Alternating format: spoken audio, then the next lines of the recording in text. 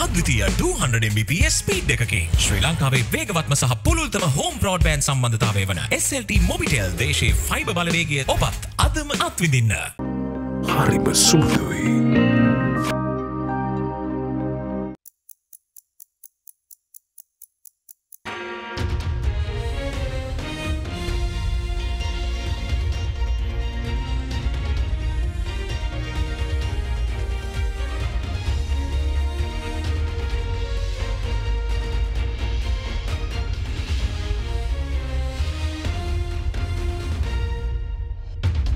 Tonight on First at 9, this Tuesday, the 16th of May 2023.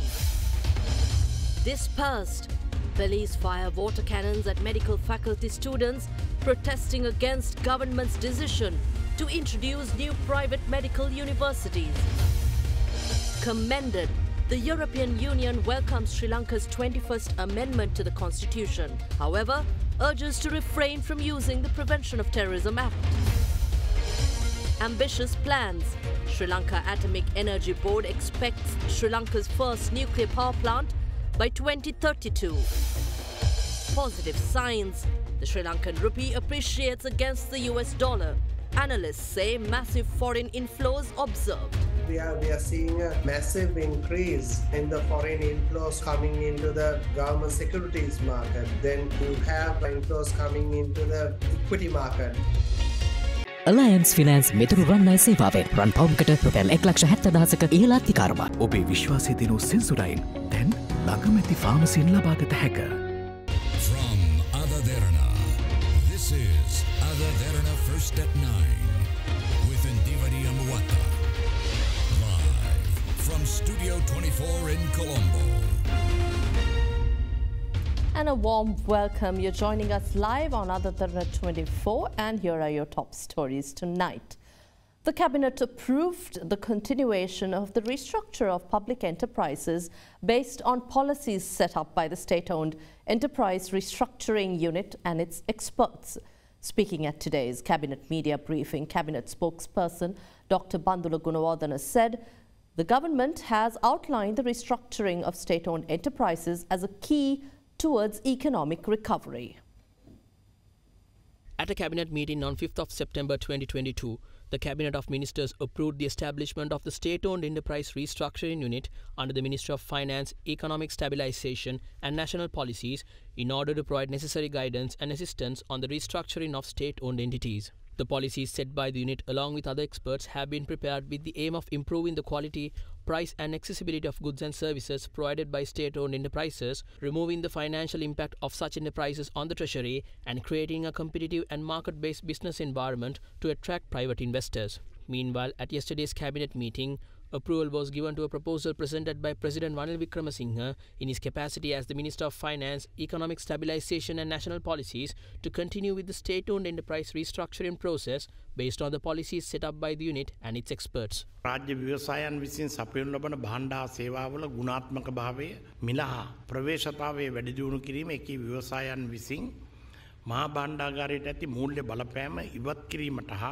පුද්ගලික ආයෝජන ආකර්ෂණය කර ගැනීම සඳහා තරංගකාරී හා වෙළඳපොළ පදනම් කරගත් ව්‍යාපාරික පරිසරයක් ඇති කිරීම අරමුණු කරගනිමින් රාජ්‍ය ව්‍යවසාය ප්‍රතිසංස්කරණ ප්‍රතිපත්තිය සකස් කරනු ලැබ තියෙනවා. එකී ප්‍රතිපත්තියට කැබිනට් අනුමැතිය ලබා දුන්නා. ඒ ප්‍රතිපත්තිය කඩිනමින් ක්‍රියාවට නැංවීම තුලින් අපේ රටේ මේ පත්වෙලා තිබෙන අර්බුදයෙන් ගොඩ එන්න තිබෙන එක් ප්‍රධානම මාර්ගයක් ලෙස රාජ්‍ය ව්‍යවසාය ප්‍රතිව්‍යුහගතකරණය සැලකෙනවා. Government has decided to import additional stocks of urea fertilizer amounting to 25,000 metric tons to cultivate the remaining months of the Yalla season this year. Meanwhile, government extended the deadline for Sri Lankan expatriates to remit foreign exchange to qualify for an electric vehicle import permit. With that, let's take a look at more information on key cabinet decisions taken this week. Government has estimated a requirement of 25 metric tons of urea for the remaining months of the Yalla season. Cabinet gave its approval to Ceylon Fertilizer Company Limited to import 60% of the requirement.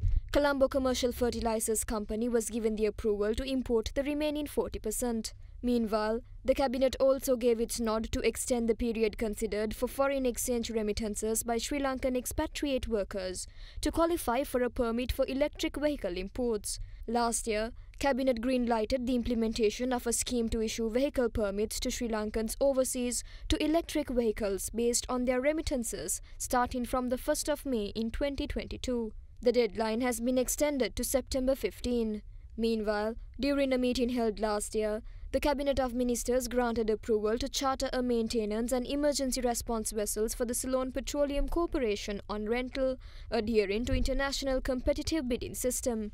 Yesterday, the Cabinet granted approval for the resolution to award the contract to the Sri Lanka Shipping Company Limited for the operation of a maintenance and emergency response vessel on a charter basis for a period of 2 years with effect from the 1st of June this year, as per recommendation of the Procurement Committee appointed by the Cabinet.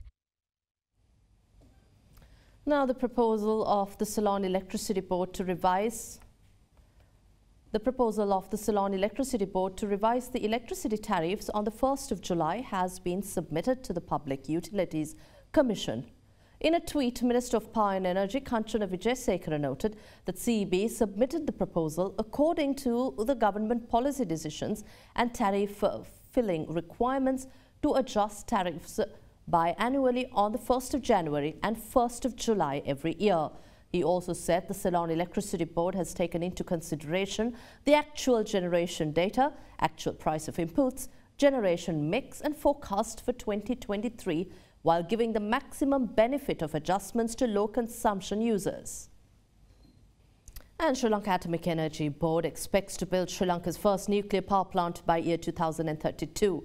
During the meeting with the Sectoral Oversight Committee on Energy and Transport, Sri Lanka Atomic Energy Board said the nuclear power plant will be built with the technical assistance of Russia. The Sectoral Oversight Committee on Energy and Transport convened recently under the patronage of its chairman, SLPP parliamentarian Nalaka Bandara Kottegoda.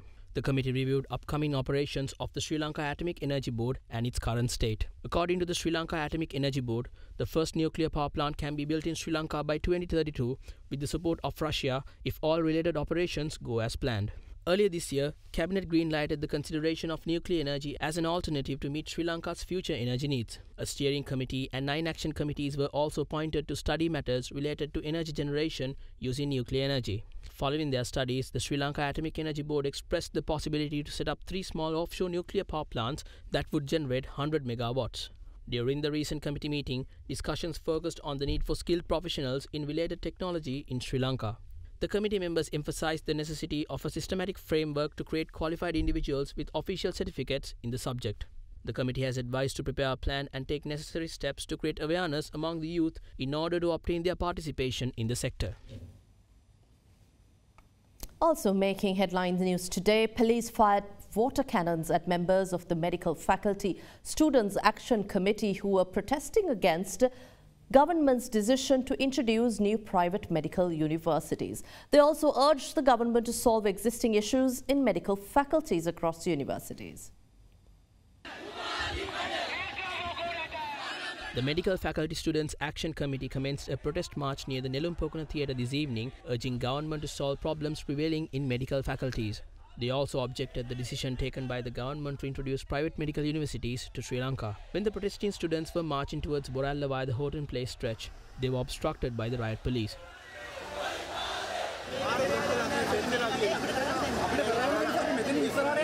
When they attempted to march towards Boralla ignoring police orders, police fired water cannons to disperse the crowd.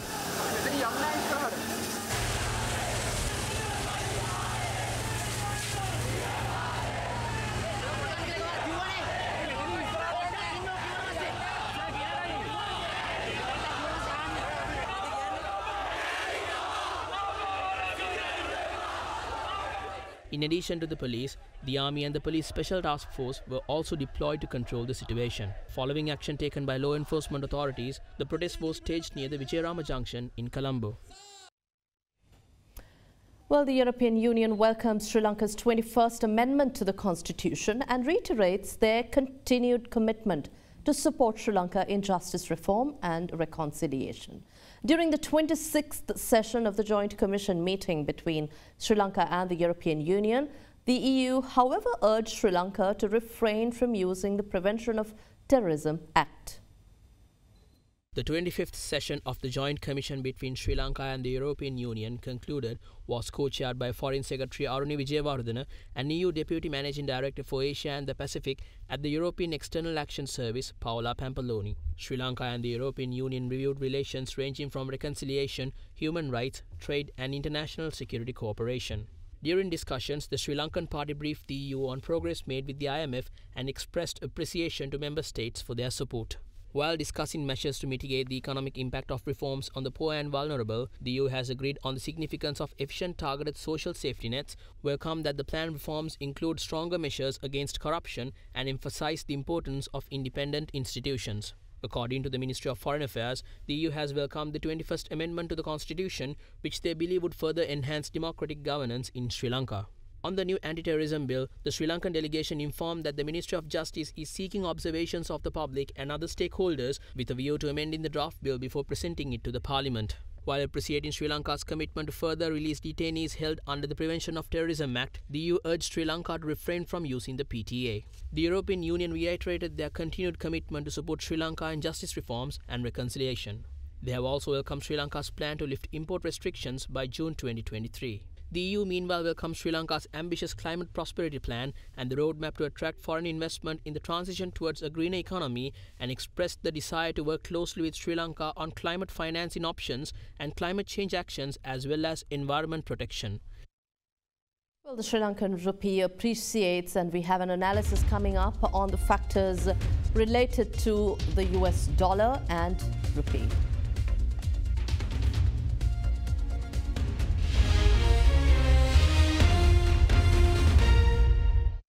ගොඩමඩ පෙරලි කරන බලපුළුවන් කාරයා මහින්ද්‍රා යුවෝ ඩීමෝ වෙතින් වැඩම ගොඩයි ගොඩම තමයි ස්වරාජ් tractor ඩීමෝ වෙතින්.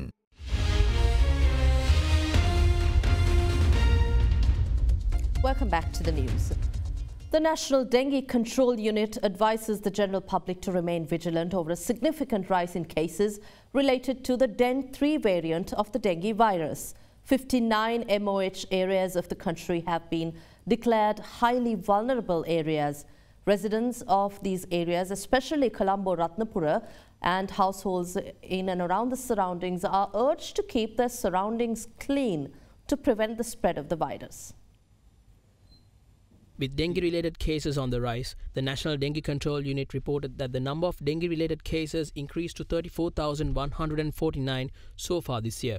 22 dengue-related fatalities have been reported. A majority of dengue cases have been recorded from the Western Province, numbering 16,865 infections. Accordingly, the Gampa district in the Western Province reported the highest number of cases of 7,701, which is 22.5% of the total cases reported so far this year. Meanwhile, 7,149 dengue cases were reported from the Colombo district, which is 20.9% of all cases identified in the country so far. Further, Trincomalee and Batticaloa districts collectively recorded 4,264 dengue cases, indicating 12.5% dengue patients from the Eastern Province. Due to the prevailing dengue epidemic, dengue prevention programs are being carried out in several areas to prevent a further spread of the virus. According to the latest statistics of the National Dengue Control Unit, DEN 2 and DEN 3 variants of the dengue virus are spreading at a ratio of 50-50. Director of the National Dengue Control Unit, Dr. Nalin Aryaratna, said Sri Lanka is experiencing a high number of cases of the DEN 3 variant and urged the general public to remain vigilant as immunity against DEN 3 is low among the population. Now, if you observe the blood samples, the infection, now we are observing 50-50 type of ratio, DEN 2 and DEN 3 viral serotypes. So therefore, there is a high risk of spreading DEN 3 serotype among the population. But if you come across with the symptoms of the patients, there is no much difference between these types. Serious illness may not occur with DEN 2 and DEN 3 if you are getting it first time. But if you have been infected secondarily to whatever the serotype, the serious illness may occur. So that means the complications after the dengue infections may be serious after the second infections of whatever the type of the serotype. Since we are experiencing high number of DEN 3 among the population, we'll have to be vigilant and we'll have to be careful about this spread of dengue infection. Now there are 59 MOH divisions we have identified as vulnerable areas of getting high number of patients, and we advise them to clean up your premises and households in order to prevent the disease. Meanwhile, in a bid to strengthen the dengue prevention efforts in the Gampaha district, Public Health Inspectors Union of Sri Lanka has decided to join dengue prevention programs carried out in Gampaha with no additional allowance. Also in your local news tonight, the Working Committee of the Samagi Jana Balawegaya unanimously decided to name opposition leader Sajith Premadasa as the party's presidential candidate. Premadasa was approved by the party Working Committee following a proposal submitted by SJB General Secretary Ranjit Madhuma Bandara and its election campaign secretary, former MP Sujiva Senasinghe. At the party working committee meeting held under the patronage of opposition leader Sajith Premadasa, several matters of concern, including SJB Vice Chairman P. Harrison's recent public statement pledging his unconditional support to President Ranil Wickremesinghe in the next presidential election, and the party's future political decisions were discussed.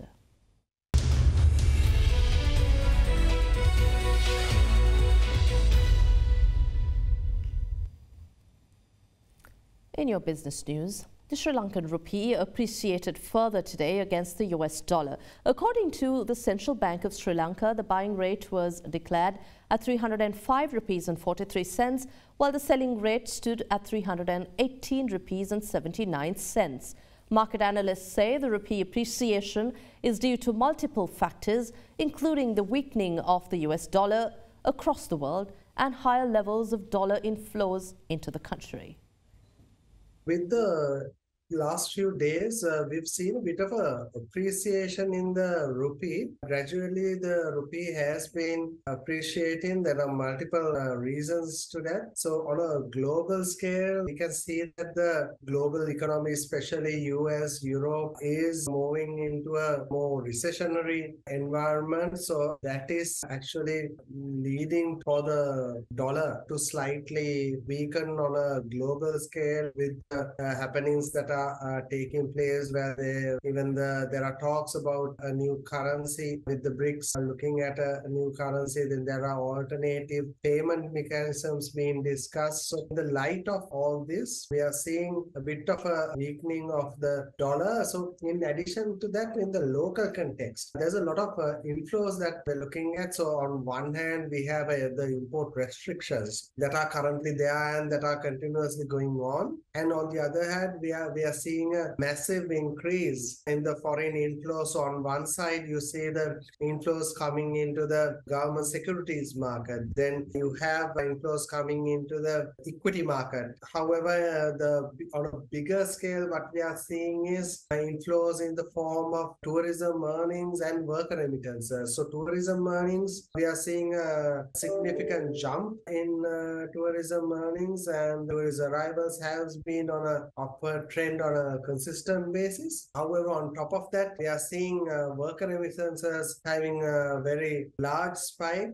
So we are seeing on a continuous basis $400 million plus worker remittances figures continuously being recorded. So in the month of March, we saw it exceeding $500 million as well. However, in the month of April, we are again seeing somewhere in the range of above $400 million of worker remittances. So this is a major plus, and it is creating a balance of payments overall surplus, which will help the central bank, if required, to even purchase dollars at a later stage if required. Now, the Colombo Bourse ended lower for a third straight session today, dragged by losses in industrials and consumer staple stocks. The all-share price index ended 0.93% lower to settle at 8,823.01. The S&P SL20 slipped 1.04%, settling at 2,542.68. Expo Lanka Holdings and CT Holdings made the top losses on the index, falling 1.68% and 7.17% respectively. Trading volumes on the CSE all-share price index fell to 32.6 million shares from 42.9 million in the previous session. Market turnover rose to 945.3 million rupees from 676.6 million rupees in the previous session. The banking sector was the top contributor to turnover, while capital goods sector was the second highest. Foreign investors in the meantime were net buyers, purchasing stocks worth 111.8 million rupees, while domestic investors were net sellers, offloading shares worth 881.8 million rupees. Here's a look at how the Sri Lankan rupee traded against other major currencies during the day.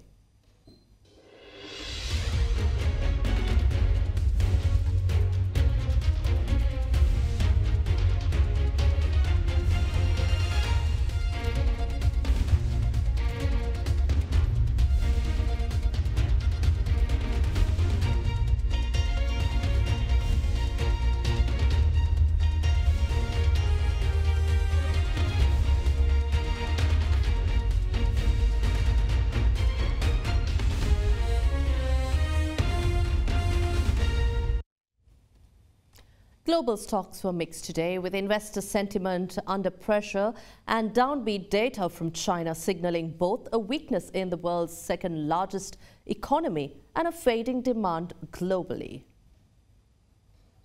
The S&P 500 edged down 0.35%, while the Dow Jones Industrial Average ticked 0.51% lower.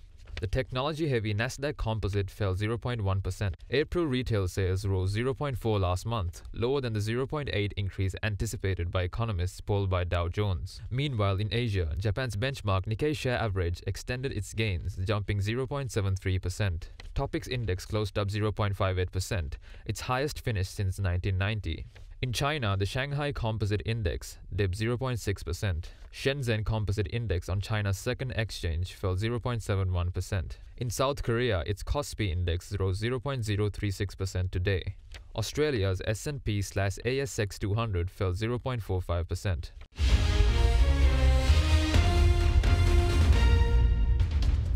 Chief Prelate of the Amarapura sect, Most Venerable Dodampahala Chandrasirithera, passed away just over 2 years after his appointment.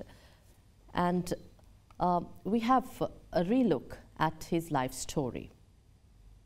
The chief prelate of the Amarapura chapter, Most Venerable Dodampahala Chandrasirithera, was admitted to the Sri Jayawardhanapura hospital this morning due to a sudden illness. He was receiving treatment at the intensive care unit of the hospital when he passed away this afternoon at the age of 84. The late chief prelate was born on the 20th of December in 1939 in Dodampahala in the southern province. After receiving his early education from the Dodampahala Central College, he entered the monkhood at the age of 11 at Valukarama Monastery in Kudavalla. The late Mahanayaka Thera then obtained his religious education from the Viraba Pirivena in Mathara and later obtained his higher education from the Vidyaloka Pirivena in Galle. He was ordained on the 17th of June in 1962. Most Venerable Dodampahala Chandrasiri Mahanayaka Thera was then appointed the chief prelate of the Kalyani Vansa chapter in 2013, prior to which he served as the deputy Mahanayaka Thera and Nayaka Thera in charge of legal affairs of that chapter. The Venerable Mahathera has served as the deputy president and the president of the Amarapura Mahasangha Sabha, representing all 22 fraternities of the Amarapura chapter. He was also a pioneer in setting up the chain of Gautama Tapovaniya Buddhist monasteries across the island and establishing the Sri Wangisa Monastic School at Tapovaniya in Kalapaluwava. The Mahanayaka Thera's services to the Sasana and society, both locally and globally, are substantial. Succeeding the late Most Venerable Aggamaha Pandita Kotugoda Dhammavansa Mahanayaka Thera, the Most Venerable Dodampahala Chandrasiri Mahanayaka Thera was appointed as the chief prelate of the Amarapura chapter on the 20th of July in 2021 and rendered a great service to the Buddha Sasana. And that wraps up tonight's edition of First at 9 on AdaDerana 24. Thank you for watching. Have a pleasant evening. Good night.